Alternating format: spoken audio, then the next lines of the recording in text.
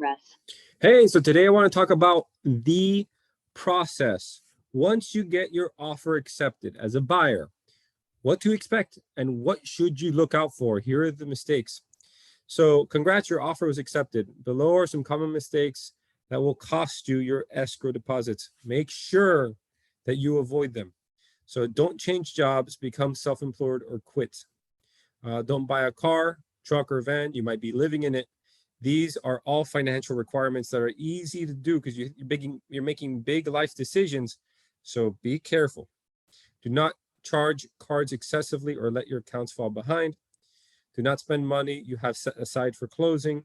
Also, don't move around a lot of money. I'm sure that's one of them here. Do not spend money, do not omit debts or liabilities from your loan application. Do not buy furniture until after closing. Do not originate any inquiries into your credit. Do not make large deposits without first checking with your loan officer. Do not change bank accounts and make large transfers. It looks fishy if there's a lot of movement with the money. And do not co-sign a loan for anybody until after you close your house. Once you close your house, not an issue. Now, in terms of a timeline, critical dates. The contract effective date is the last person that signs. So everything's going to be based off that.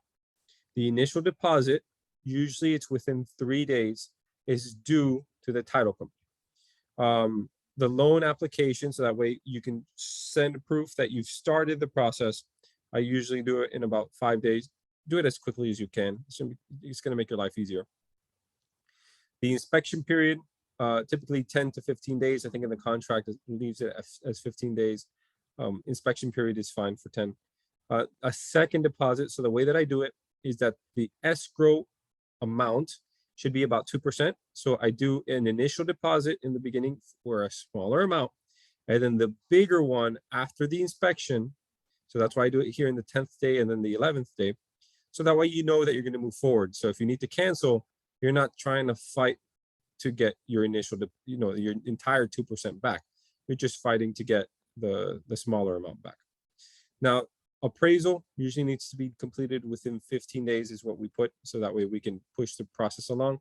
This is to justify the price of the home and how much the banks are going to lend. Financing, so within 30 days is the standard, so that way you can have all the documents, you're good, and then we can close on the closing date that you guys desire. And you can also even negotiate after this a post-occupancy if that's something that's needed. Well, I hope this helps you in your home buying process, so that way when it's time for you to make the biggest decision financially to purchase a home, you have the information needed. All right, thanks.